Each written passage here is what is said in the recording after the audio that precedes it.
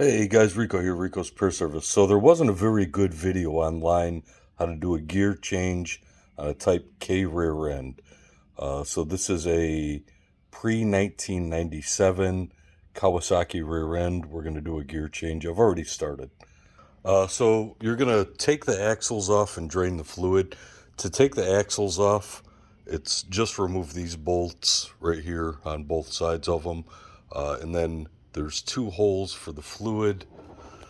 On that note, this is the transmission that has forward and reverse. You do not need to take that apart. Okay, I drain the fluid out of this just because I'm going to do a change while I have it apart.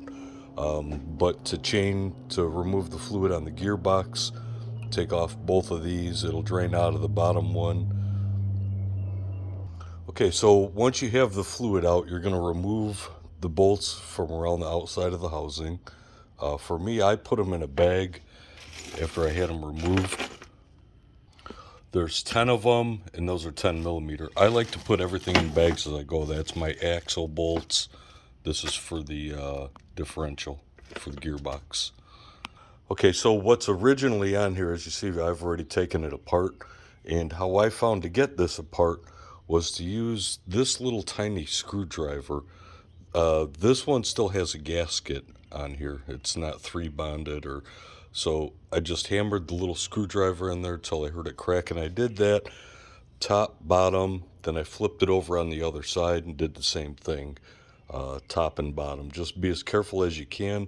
You don't want to push into the aluminum. You want to try to get this when it's sealed right in between that gasket.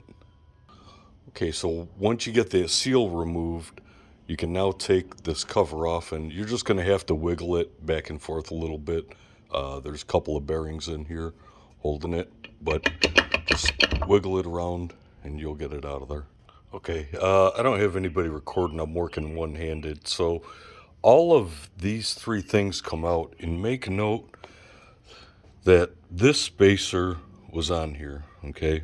Because we don't have a washer, or I'm sorry, because we don't have a gasket, we're going to 3-bond this together.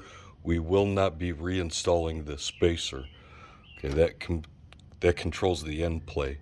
What I'm going to do is clean both ends of the surface up here, and when we reassemble it, we're going to use 3-bond. The 3-bond I'll be using is 1184.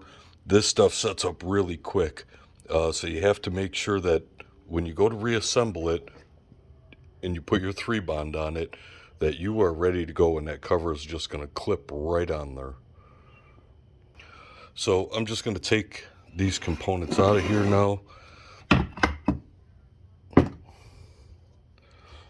And really difficult to do this one-handed, but okay. So this is our gear, our new gear right here. This is the outer ring. The outer ring, we're just going to make sure that we have these going in the same direction. I wouldn't want to put it in upside down. So make sure the orientation is the same as the other one was. Okay.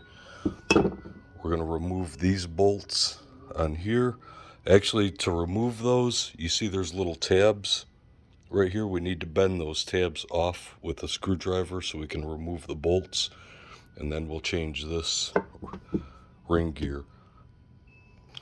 Okay, for the other gear change, we're going to be using this gear. Okay, so we're going to have to take the bearing off of this, off the top, and this gear right here. Okay, we need to reuse that. We need to take these two off and put them back on this. This is just a coating that they shipped it with. It'll peel off. So when I'm ready to reassemble it, I'll take that coating off of the gear.